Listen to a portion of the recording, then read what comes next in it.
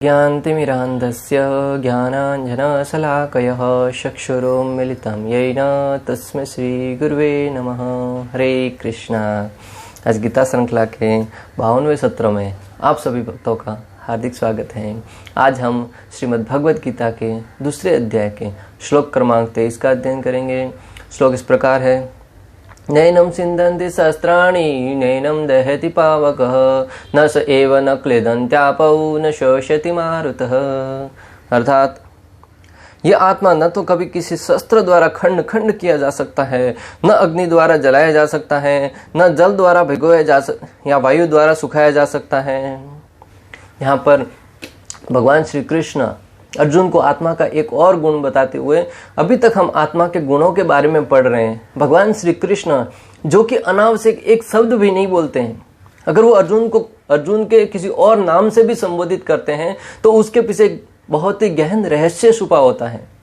तो यहाँ पे अगर श्री कृष्ण एक से बढ़कर एक आगे आगे श्लोकों में अगर आत्मा के बारे में इतना विस्तार से वर्णन कर रहे हैं तो हमें समझना होगा कि आत्मा की महत्वता कितनी महत्वपूर्ण है। आत्मा के बारे में हमारा समझना, आत्मा के बारे में जब अर्जुन को इतना समझाना पड़ रहा है तो आप और हमारे लिए समझना कितना महत्वपूर्ण है, ये हमें आज जान लेना चाहिए कि आत्मा के बारे में इतनी सारी जानकारी। कभी भगवान श्री कृष्ण कहते हैं कि आत्मा को न तो काटा जा सकता है, न ही शस्त्र द्वारा खंड खंड किया जा सकता है, न ही जल द्वारा भिगोया जा सकता है, न अग्नि द्वारा जलाया जा सकता है, न वायु द्वारा सुखाया जा सकता है, न ही आत्मा कभी किसी के अंदर मिलकर एक हो सकता है। इस प्रकार आत्मा के विषय में अनेक प्रकार के सिद्धांतों द्वारा भगवान श्री कृष्ण समझाकर अर्जुन को पूर्ण रूप से आश्वस्त करना चाह रहे हैं कि जब तुम्हारे विरोधियों का या तुम्हारे हितैषी जो तुम्हारे सामने आज तुम्हारे विरोधी बनकर खड़े हैं उनका वध करेंगे तो किसी भी अवस्था में उनके आत्मा का हनन नहीं होगा। और भगवान सोच रहे हैं कि जब अर्जुन ये सिद्धांत समझ जाएगा कि आत्मा का किसी भी अवस्था में मृत्यु नहीं होती तो निश्चित रूप से वो युद्ध के लिए खड़ा हो जाएगा। यहाँ पे हमारे लिए समझने वाली बात क्या है कि हमें आत्मा के विषय में सारे गुणों को जानकर जब हम आत्मा के स्तर पर उठकर आत्मा के पोषण के लिए कार्य करेंगे ना, अभी तक हम क्या कर रहे हैं, आत्मा के विषय में अज्ञान होने के कारण शारीरिक स्तर पर आकर कार्य करते हैं। हमारे शरीर की जो आवश्यकता है उनकी पूर्ति के लिए, शरीर को स्वस्थ बनाए रखने के लिए भोजन करते हैं, उसको साफ रखने के लिए नहाते हैं, या धन अर्जित करके अपने परिवार का पालन पोषण करते हैं। और वो भी शारीरिक स्तर पर हम जानते हैं कि ये मेरा भाई है, ये मेरा पिताजी है, ये मेरी बहन है, ये मेरी माता है, ये मेरे बच्चे हैं, वगैरह वगैरह। परंतु जब व्यक्ति भगवान श्री कृष्ण की इस वाणी को गंभीरता पूर्वक स्वीकार करके अपने जीवन में उतार कर आत्मा के सिद्धांत को समझ जाएगा ना, तब स्वतः ही वो अपने जीवन के जो भी शारीरिक स्तर पर कार्य हैं उनको करते हुए आत्मा की जो आवश्यकता है, आत्मा की आवश्यकता है कि वो आत्मा का भी पोषण हो। और जब आत्मा का पोषण होगा तब व्यक्ति सही अर्थों में सुखी हो पाएगा। और हम आत्मा को सही दृष्टि से जानने के उपरांत ही असली जीवन हमारा प्रारंभ होगा। अभी तक हम जी रहे हैं, मात्र और मात्र जी रहे हैं, परंतु हम जीने की कला को नहीं समझे कि हमें जीना क्यों है। आचार्यगण तो उदाहरण देते हैं कि हम श्वास लेते हैं, श्वास तो जो एक लोहार होता है उसकी धोखनी होती है वो भी श्वास लेता है।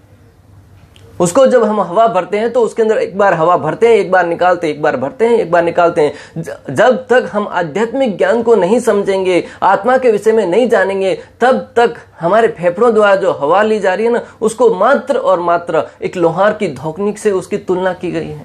अगर इन आंखों से भगवान के श्री विग्रहों के दर्शन करने में, भगवान के ग्रंथों को पढ़ने में, भगवान की लीलाओं को देखने में जब तक उपयोग नहीं करेंगे तब तक इन आंखों की तुलना मात्र और मात्र जो मोर पंख है उसके अंदर जो धब्बे बने होते हैं आंख के आकार के, उनसे तुलना की गई है जी। इन कानों से जब तक हम भगवान के विषय में कथा नहीं सुनेंगे, भगवान की लीलाओं को नहीं सुनेंगे, तब तक इस कानों की तुलना मात्र और मात्र सर्प के बील से की गई है।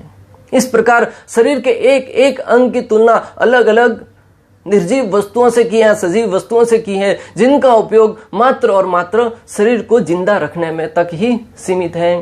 तो मैं आपको जो यहाँ पे बताना चाहता हूँ कि आत्मा के विषय में अगर भगवान श्री कृष्ण इतना बता रहे हैं तो निश्चित रूप से हमें इससे कई अधिक गुना जिज्ञासा करके इसके विषय में गहन जानकारी प्राप्त करके भगवत ज्ञान के विषय में लग जाना चाहिए। अभी तक हमने आत्मा के अनेक गुणों के बारे में चर्चा करी। अभी पिछले कुछ श्लोकों से हम आत्मा के विषय में अलग अलग स्तर पर चर्चा करते आए हैं कि आत्मा किस प्रकार इस शरीर में निवास करता है और किस प्रकार हम शरीर नहीं हम आत्मा है। अनेक उदाहरणों द्वारा भी समझा और श्रील प्रभुपाद जी के तात्पर्यों से पढ़कर भी समझा, अनेक उपनिषदों से भी उदाहरण देकर समझाया कि किस प्रकार आत्मा के ऊपर इस शरीर का आवरण है। अभी यहाँ पे भगवान श्री कृष्ण यहाँ पर भी आत्मा के और कई गुणों के बारे में वर्णन आता है जिसमें हम समझ सकते हैं कि आत्मा दिव्य है। यहाँ पे भगवान श्री कृष्ण और भी एक कदम आगे बढ़ते हुए बता रहे हैं कि आत्मा किस प्रकार और अधिक गुणों के साथ एग्जिस्ट करता है, जिससे हम समझ सकते हैं कि आत्मा है वो परम दिव्य है। संतगण समझाते हैं कि जिस प्रकार हम मोबाइल तो हर कोई वापरता ही है, आज की तारीख में हम मोबाइल वापरते हैं, किसी बंद कमरे में रहते हैं तब भी वहां पर सारे शीशे बंद कर दिए, सारी की सारी खिड़कियां बंद करने के उपरांत भी हमारे मोबाइल में नेटवर्क आता है। नेटवर्क कभी दिखता नहीं है, परंतु अगर नेटवर्क नहीं हो तो फोन नहीं लगता है, और फोन लगता है, नेटवर्क आता है। अगर हम कहें कि हमें नेटवर्क नहीं दिखता है, इसके लिए नेटवर्क नहीं है, तो ये तो मूर्खता वाली बात होगी। तो जब ये साधारण सिद्धांत को समझाने के लिए आचार्यगण बहुत ही सरल भाषा में उदाहरण देते हुए कहते हैं कि जब हम बंद कमरे में रहते हैं तब भी नेटवर्क आता है, भले उसके आने जाने के लिए कोई जगह नहीं हो, स्पेस नहीं हो, फिर भी वहां पे आता है। उसी प्रकार आत्मा है, जब आत्मा इस शरीर को छोड़कर जाता है ना, तब उसे किसी भी बंद कमरे में पैक कर दो, फिर भी वो आत्मा वहां से बाहर जा सकता है। एक वैज्ञानिक ने रिसर्च करा था कि एक शरीर को जो मरायमान था उसको कांच के बंद पेटी में पैक कर दिया, और जैसे ही उस व्यक्ति की बंद करने से ऑक्सीजन नहीं मिलने के कारण मृत्यु हुई, उसकी आत्मा को निकलने के लिए बोलता है कि कांच की पेटी है वो फट गई। हालांकि उसने ये रिसर्च किया, परंतु आचार्य शास्त्र हमें इतना क्लियर सिद्धांत समझाते हैं कि अगर वो कांच की पेटी नहीं भी फटती तो भी आत्मा उसमें से जा सकती थी। जिस प्रकार नेटवर्क कांच खोले बिना उस घर में प्रवेश कर सकता है, आत्मा किसी भी अवस्था में, आत्मा की साइज कितनी है जिसे हम न तो देख सकते हैं, न माप सकते हैं, न समझ सकते हैं, तो मात्र और मात्र शास्त्रों के ऊपर श्रद्धा रख के उसको आचार्यों के मार्गदर्शन में ही स्वीकार कर सकते हैं। तो उस आत्मा को निकलने के लिए किसी स्थान की आवश्यकता नहीं है। ऐसे शास्त्रों में अनेक सारे उदाहरण भी आते हैं कि किस प्रकार आत्मा ने इस शरीर से बाहर जाते समय किसी प्रकार का कोई भी हलचल नहीं मचाया। आत्मा दिव्य होने के कारण व्यक्ति आत्महत्या करके भी पाप कर्मों से पीछा नहीं छुड़ा सकता। संतगण समझाते हैं कि आत्मा है वो दिव्य है, आत्मा का स्वभाव है सच्चित और आनंद, और दिव्य होने के कारण अगर कोई व्यक्ति सोचता है कि मैं इस जन्म में दुखी हूं, आत्महत्या कर लेता हूं, आत्महत्या करूंगा तो सारे के सारे पाप कर्मों से भी मेरा पीछा छूट जाएगा, नहीं, तो वो गलत सोचता है। इसलिए तो हम कह रहे हैं कि आत्मा के विषय में ज्ञान अर्जित कीजिए। अगर यहाँ पे दूसरी शिक्षा बहुत ही सुंदर मिलती है, अगर भक्तों हर एक व्यक्ति को आत्मा के विषय में अगर ठीक ठीक जानकारी मिल जाए ना, तो कभी व्यक्ति आत्महत्या जैसा जघन्य अपराध नहीं करेगा। आज हम देख रहे हैं कि संपूर्ण विश्व में आए दिन हजारों लाखों व्यक्ति प्रति क्षण आत्महत्या कर रहे हैं, किसी न किसी प्रकार के दुखों से। अरे इस जीवन में, ये जीवन है वो दुखालयम अशाश्वतम है, यहाँ पर कोई भी व्यक्ति सुखी नहीं है। एक संत कहते हैं कि कोई तन दुखी, कोई मन दुखी, थोड़ा थोड़ा सब दुखी। इस भौतिक जगत में कोई तन से दुखी है, कोई मन से दुखी है, थोड़े थोड़े हर कोई दुखी है, कोई भी व्यक्ति पूर्ण रूप से स्वस्थ नहीं है। तो ऐसी अवस्था में हमारा कर्तव्य होना चाहिए, हम शास्त्रों के विषय में जानकारी अर्जित करके, भगवान श्री कृष्ण ने जब अर्जुन को ज्ञान दिया, उससे पहले अर्जुन भी ऐसे ही हताश बैठा था, मैं संसार को छोड़कर वन में जाकर तपस्या कर लूंगा, भिक्षा ग्रहण कर लूंगा, अगर सामने वाले मेरी हत्या भी कर दे तो मैं प्रतिकार नहीं करूंगा। ये लक्षण है वो दुर्बलता के हैं। और जब भगवान से भगवत गीता सुनी तब उसके मन में शौर्य का भाव आ गया और वो तुरंत उठकर खड़ा हो गया कि बोलो कृष्ण किसको मारना है। तो आज हमें भी, आज के युवाओं को श्रीमद् भगवद गीता का ज्ञान प्रदान करके उन्हें उनका कर्तव्य पालन करने के लिए उनको समझाना चाहिए किस प्रकार उनका कर्तव्य क्या है। तो हम जब इस भगवद गीता का ज्ञान अर्जित करके, आत्मा के विषय में ज्ञान अर्जित करके समझ जाएंगे तो कोई भी व्यक्ति आत्महत्या जैसा जघन्य अपराध नहीं करेगा, क्योंकि आत्महत्या करना इस विश्व का सबसे बड़ी कायरता है, सबसे बड़ा अपराध है।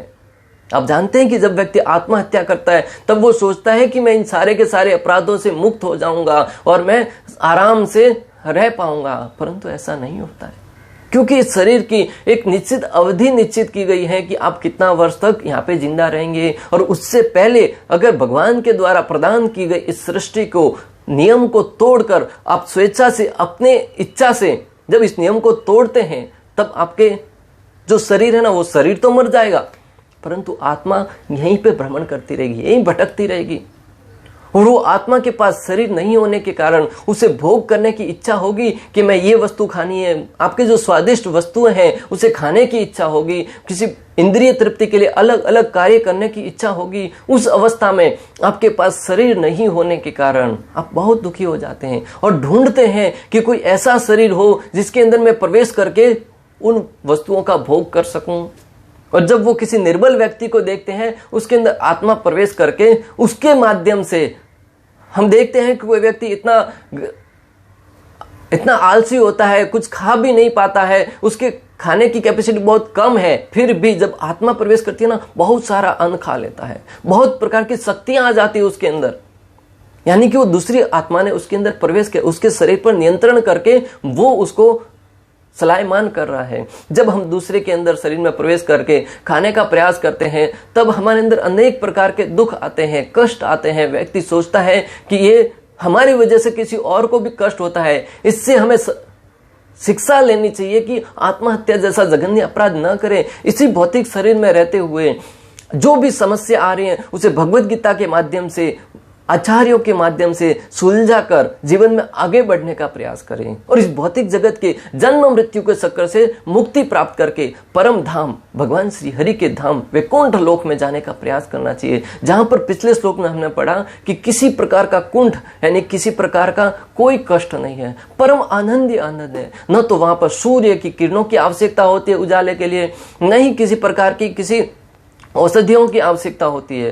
पूरे दिन स्वतः ही वहां पे प्रकाशमान होता है भगवान की दिव्य कांति से, और हर एक जीव भगवान की सेवा में संलग्न होकर परम प्रसन्न रहता है, परम आनंद में रहता है, क्योंकि आत्मा का तो स्वभाव ही है सच्चित और आनंद। आत्मा के इस गुण का हम सदुपयोग करें तो आनंद से रह सकते हैं, सबके साथ प्रेम करके। आत्मा का गुण क्या है? सच्चित और आनंद, यानी आनंद में रहना। अगर इस गुण का हम प्रयोग करें ना तो परम आनंद से रह सकते हैं, भले इस जगत में ही क्यों ना हो। जब व्यक्ति इस सिद्धांत को समझ जाता है कि मैं शरीर नहीं हूं, मैं आत्मा हूं, और आत्मा के पोषण के लिए कार्य करना प्रारंभ करता है ना, तब व्यक्ति भगवान के, भले भगवान के धाम में जाए, यहाँ पर रहे, वो आनंद में रह सकता है। अनेक आचार्यों ने भगवान से प्रार्थना करते हुए कहा, हे भगवान, मुझे कोई डर नहीं है कि आप मुझे आपके धाम में लेके जाए या कहाँ लेके जाए। मुझे डर है तो मात्र इस बात का कि मुझे आपके भक्तों से अलग मत करना, मुझे आपकी भक्ति से अलग मत करना, आपके श्री शरणों की सेवा करने से अलग मत करना। जब व्यक्ति भगवान के शरणों में लगा रहता है, भगवान के भक्तों की सेवा में लगा रहता है, तो भले इस भौतिक जगत में रहकर भी वो परम आनंद को प्राप्त कर सकता है। श्रील प्रभुपाद कहते थे कि मात्र और मात्र आप टिकट खरीद कर वृंदावन जाएंगे और वहां पर अनेक प्रकार के अपराध करेंगे, उससे तो अच्छा है कि आप अपने परिवार में रहकर उसी स्थान को वृंदावन बना लीजिए। वहां पर ऐसा माहौल क्रिएट कीजिए कि आपका मात्र और मात्र गोल यही होना चाहिए कि भगवान श्री कृष्ण की सेवा किस प्रकार की जाए। उठते बैठते खाते पीते हर पूरा का पूरा परिवार मिलकर अगर भगवान को प्रसन्न करने में लगता है ना, तो वो घर वृंदावन बन जाता है। श्रील प्रभुपाद ने अपने कार्यों द्वारा सिद्ध भी करा, विश्व के हर एक कोने में वृंदावन स्थापित किया है। अमेरिका में वृंदावन कौन स्थापित कर पाता है भला? अमेरिका जैसे स्थान में भी उन्होंने न्यू वृंदावन की स्थापना करी। यहाँ पर परम पूज्य राधानाथ स्वामी महाराज ने गोवर्धन इको विलेज वाड़ा में भी वृंदावन का प्राकट्य कर दिया, और वृंदावन का एक एक मंदिर वहां पे वृंदावन के साक्षात मंदिरों से अभिन्न है, दिव्य है, बहुत देखते ही हमारे अंदर अलग ही प्रकार का आनंद की अनुभूति होती है। अगर कभी आपको समय मिले, गोवर्धन इको विलेज जाएंगे, वहां पर 7 मंदिरों के दर्शन कर सकते हैं, अनेक प्रकार की भगवान ने क्या क्या लीलाएं करी उसके विषय में दर्शन कर सकते हैं, श्री गोस्वामी के दर्शन कर सकते हैं, गिरिराज जी के दर्शन कर सकते हैं। बहुत ही सुंदर अलौकिक और दिव्य दृश्य देखने लायक है भक्तों। मैं आपको जो बताना चाह रहा हूं कि इस भौतिक जगत में भी अब आत्मा के सिद्धांत को समझकर अगर हर एक जीव को भगवान का परम अंश मानकर उनके साथ प्रेम का आदान प्रदान करेंगे ना, तब जीवन में दुखी नहीं हो जाएंगे। आत्मा में भी भगवान के गुण विद्यमान हैं। हम श्रील प्रभुपाद तात्पर्य में लिखते हैं कि आत्मा है, उसमें भी परमात्मा यानी भगवान के दिव्य गुण विद्यमान रहते हैं। जिस प्रकार अग्नि का उदाहरण दिया, एक अग्नि से सिंगारी अलग होती है, तब उस अग्नि के गुण है वो सिंगारी में भी विद्यमान रहते हैं। हालांकि वो अग्नि से अलग होने के कारण कुछ समय के बाद धीरे धीरे उसकी जो जलने की प्रक्रिया वो कम होती जाएगी और वो एक समय आएगा तब वो धीरे धीरे जलना कम हो जाएगा, परंतु उसके अंदर भी अग्नि है। ठीक उसी प्रकार हम भगवान से अलग होने के कारण, आत्मा है वो भी भगवान के अभिन्न अंग होने के कारण, अलग होने के कारण हम दुखी हैं, प्रताड़ित हैं, परंतु हमारे अंदर भी गुण है वो दिव्य विद्यमान हैं। सारे हथियार, तलवार, अग्नेस्त्र, वर्षा के अस्त्र, वायु अस्त्र, चक्रवात आदि आत्मा को मारने में असमर्थ हैं। श्रील प्रभुपाद तात्पर्य में लिखते हैं कि अस्त्र शस्त्र कोई भी क्यों न हो, चाहे वर्षा के अस्त्र हो, चाहे अग्नि के अस्त्र हो, चाहे वायु के अस्त्र हो, या कोई भी अस्त्र हो, वो इस भौतिक देह को तो मार सकता है, परंतु आत्मा को स्पर्श तक नहीं कर पाएगा, आत्मा को किसी प्रकार की कोई हानि नहीं पहुंचाएगा। एक बार जड़ भरत की कहानी आती है, आपने सुना भी होगा, मैं मात्र आपको याद दिला रहा हूं कि किस प्रकार जड़ भरत ने राजा से कहा कि आप मुझे तो मार देंगे, परंतु आप इस शरीर को मारकर क्या करेंगे, आप किस को मारेंगे, मेरा आत्मा है वो तो दिव्य है। जो जड़ भरत थे वो पिछले जन्म में, इसे समझने के लिए हमें उनके पिछले व्यक्तित्व में जाना होगा। जड़ भरत थे वो बहुत ही चक्रवर्ती राजा भरत हुए, भरत नाम से विख्यात थे। अपने परिवार का, अपने राज्य का, अपने समाज का बहुत अच्छी तरह से पालन पोषण करते थे।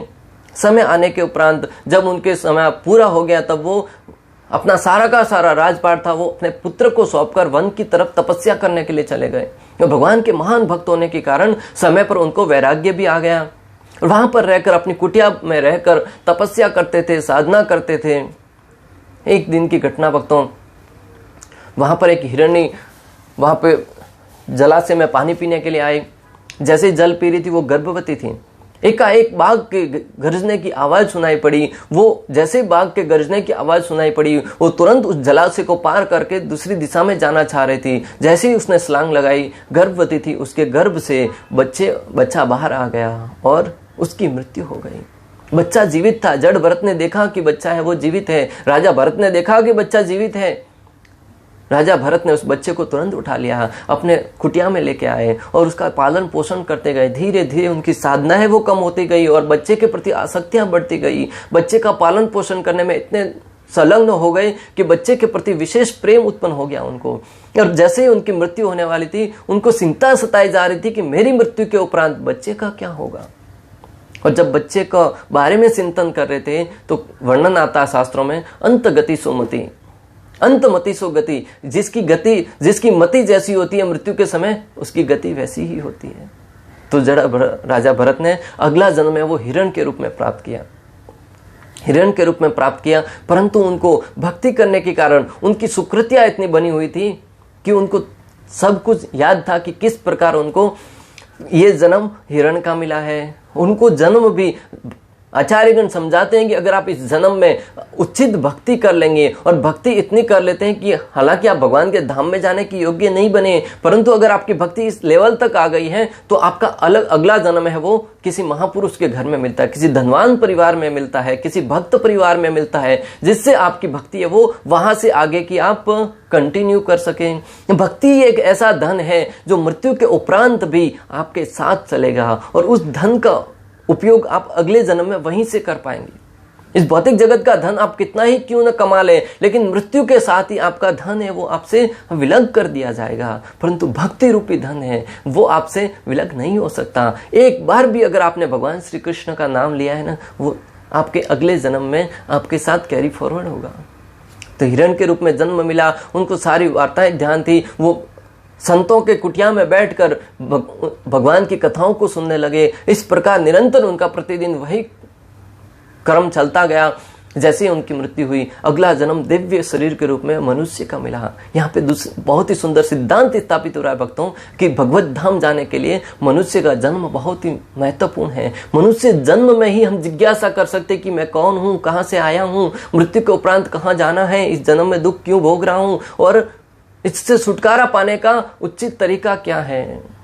इस मनुष्य जन्म को प्राप्त करके भी अगर आप खाने पीने सोने उठने में ही अगर समय गवा देंगे तो आपका जीवन व्यर्थ हो जाएगा। संतगण समझाते हैं कि मनुष्य का जन्म है वो इस जो फ्लाइट होता है उसके रनवे के समान है। फ्लाइट है वो कहीं से भी उड़ान नहीं भरती, उसके लिए रनवे की आवश्यकता पड़ती है। तो इस आत्मा के लिए भगवत धाम जाने के लिए मनुष्य जन्म है वो रनवे के समान है। यहाँ से उड़ान भर के सीधा भगवत धाम गोलोक धाम में हम पहुंच सकते हैं। तो राजा भरत दूसरा जन्म मिला, तो वहां पे बहुत ही धनी परिवार में जन्म मिला, परंतु उन्होंने जन्म के साथ ही सिद्ध निश्चय कर लिया कि मैं जीवन भर किसी से कोई बात नहीं करूंगा। अगर बात करूंगा तो हो सकता है किसी न किसी माया जाल में फंस जाऊंगा, क्योंकि दूध का जला सांस भी फूक फूक कर पीता है। उन्होंने सोचा था कि इतनी तपस्या करी थी, फिर भी हिरण की आसक्ति में पड़ जाने के कारण पुनः मुझे जन्म लेना पड़ा। इस जन्म में निश्चय करता हूं कि मैं किसी से कोई वार्ता नहीं करूंगा, मात्र और मात्र मूर्ख बन के बना रहूंगा और भगवान की भक्ति करूंगा। घर वालों ने सोचा कि ये बच्चा है वो बोलता करता नहीं है, गूंगे की भांति रहता है, किसी बात को ध्यान से नहीं सुनता है, पारिवारिक गृहस्थी में नहीं पड़ रहा है। तब उन्होंने उसको मात्र और मात्र खेत की रखवाली करने में ही लगा दिया।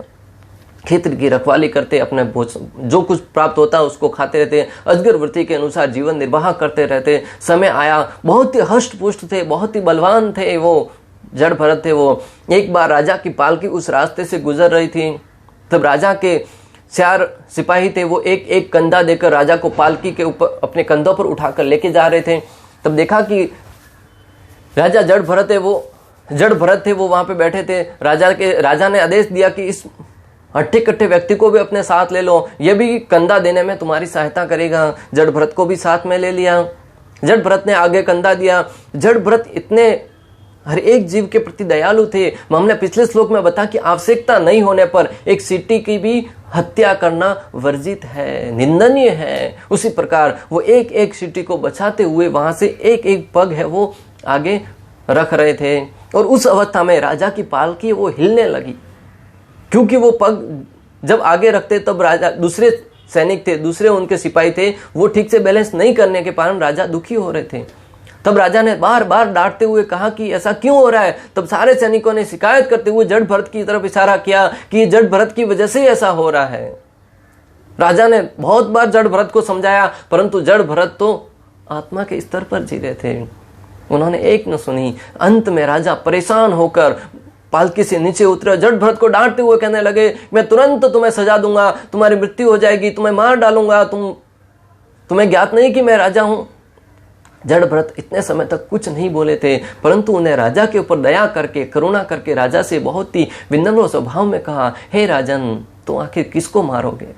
ये विशेष रूप से मेन शिक्षा मैं आपको जो बताना चाह रहा हूं कि जड़ भरत ने कहा कि तुम किसको मारेंगे, इस शरीर को मारेंगे, इस शरीर के ऊपर प्रहार करेंगे, इस शरीर की मृत्यु होने के उपरांत भी मेरी आत्मा को कुछ नहीं होगा। इस प्रकार अनेक बातों में उनके साथ वार्तालाप हुई। राजा की आंखें खुल गई। राजा ने ये बात सुनकर राजा बहुत ही शोक में पड़ गया कि मेरा जीवन है वो मात्र और मात्र भोग करने में गवा दिया। राजा तुरंत जड़ भरत के शरणों में गिरे। जिस जड़ भरत को घर वाले हैं वो नकारा और आवारा मानते थे कि कोई काम का नहीं है, वो जड़ भरत तो बहुत बड़ा ज्ञानी निकला। राजा ने उनको अपना गुरु के रूप में स्वीकार करते हुए उनके शरणों में पढ़कर उनसे ज्ञान अर्जित किया। मैं आपको जो यहाँ पे बताना चाह रहा हूं कि जड़ भरत है वो आत्मा के स्तर पर जी रहे थे, उसी प्रकार हमें भी आत्मा के विषय में ज्ञान अर्जित करके आत्मा के स्तर पर जीना चाहिए। परिवार में रहना है, घर गृहस्थी में रहना है, सारे के सारे कार्य करने हैं, परंतु विशेष रूप से मालूम होना चाहिए कि मेरे आत्मा का स्वभाव क्या है, आत्मा के लिए क्या पोषण करूं। कहने का तात्पर्य आत्मा को किसी अस्त्र शस्त्र या वैज्ञानिक हथियारों से काटा या मारा नहीं जा सकता, चाहे उनकी संख्या कितनी ही क्यों न हो। श्रील प्रभुपाद लिखते हैं कि जो सारे के सारे अस्त्रों के नाम बताए ना, उससे ये सिद्ध होता है कि अस्त्र या शस्त्र से, किसी भी अस्त्र शस्त्र से आत्मा को न तो मारा जा सकता है, नहीं काटा जा सकता है, भले ही उनकी संख्या क्यों न कितनी ही क्यों ना हो। भले आप परमाणु बम भले 1 किलो का हो, 10 किलो का, कितनी भी मात्रा में क्यों ना हो, परंतु आत्मा का कोई हनन नहीं हो सकता। आत्मा के ऊपर किसी प्रकार का प्रभाव नहीं पड़ सकता। अर्जुन कृष्ण के उपदेश के कारण मुक्त तो हो गया, किंतु कभी भी कृष्ण से एकाकार नहीं हो पाया। श्रील प्रभुपाद तात्पर्य के अंत में लिखते हैं कि भगवान श्री कृष्ण ने अर्जुन को जब भगवत गीता का ज्ञान दिया, तब अर्जुन उस ज्ञान को सुनकर इस भव बंधन से मुक्त तो हो गया, परंतु भक्तों समझने वाली बात है कि अर्जुन है वो श्री कृष्ण से एकाकार नहीं हुआ। आज के जो निर्विशेषवादी, जो व्यक्ति ये सिद्धांत देते हैं कि हम मृत्यु के उपरांत भगवान के अंदर प्रवेश कर जाएंगे और हम भी भगवान बन जाएंगे, यहाँ पे बहुत ही सुंदर सिद्धांत स्थापित हो रहा है कि अर्जुन शिक्षा प्राप्त करके इस भौतिक जगत के भव बंधन से मुक्त तो हो गया, परंतु वो श्री कृष्ण के एकाकार नहीं हुआ। इससे सिद्ध होता है कि आत्मा है वो किसी भी अवस्था में भगवान से एक नहीं होता। भले इस जगत में रहे या भगवत धाम में रहे, वो भगवान से स्वतंत्र रहकर, भगवान से अलग रहकर पूर्ण रूप से भगवान की सेवा में संलग्न रहता है, भगवान की सेवा में निहित रहता है, और उसी में आत्मा की भलाई है, उसी में आत्मा है वो परम आनंदित रहता है।